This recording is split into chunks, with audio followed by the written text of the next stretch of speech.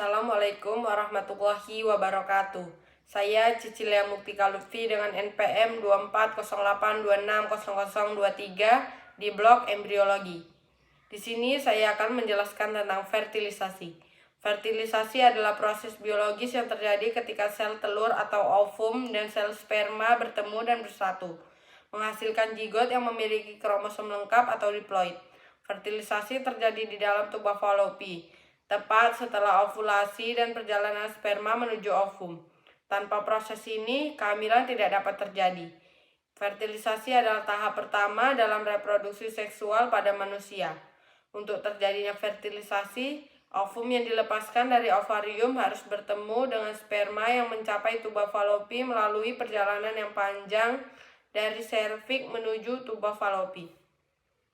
Selanjutnya yaitu proses fertilisasi. Yang pertama, pelepasan ovum. Ovum matang dikeluarkan dari ovarium menuju tuba Fallopi. Fenomena ini dikenal sebagai ovulasi. Yang kedua, perjalanan sperma. Sperma yang diejakulasi melalui vagina, melintas serviks, masuk ke dalam rahim, dan akhirnya menuju tuba Fallopi. Yang ketiga, penetrasi sperma.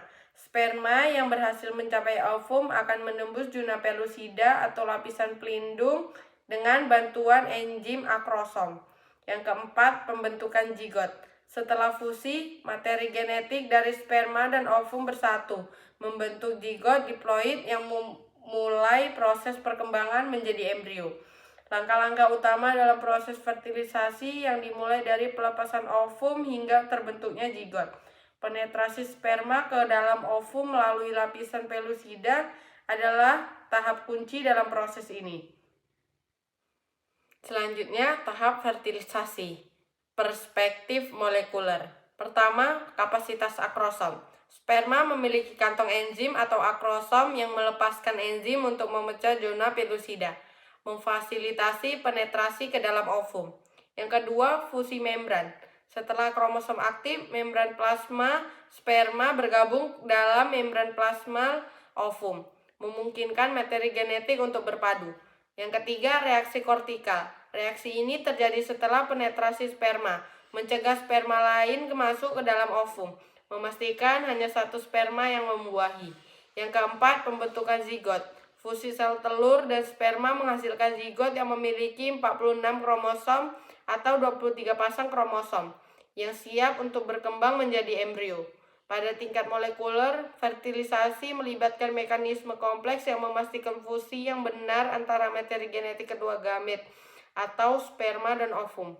Reaksi kortikal adalah mekanisme perlindungan untuk mencegah polispermi atau penetrasi lebih dari satu sperma. Selanjutnya, faktor yang mempengaruhi fertilisasi. Yang pertama, faktor ovum. Kualitas dan jumlah ovum sangat mempengaruhi keberhasilan fertilisasi. Ovum yang sehat dan matang meningkatkan peluang untuk pembuahan yang sukses. Yang kedua, faktor sperma. Kualitas sperma yang mencangkup jumlah, motilitas, dan morfologi sangat penting dalam proses fertilisasi. Yang ketiga, faktor tuba Fallopi.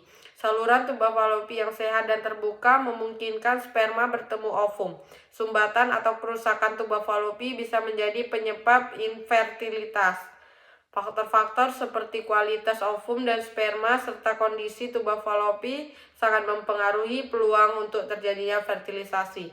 Misalnya kondisi seperti sindrom ovarium polikistik atau PCOS atau endometriosis dapat mempengaruhi kualitas atau jumlah ovum yang diproduksi.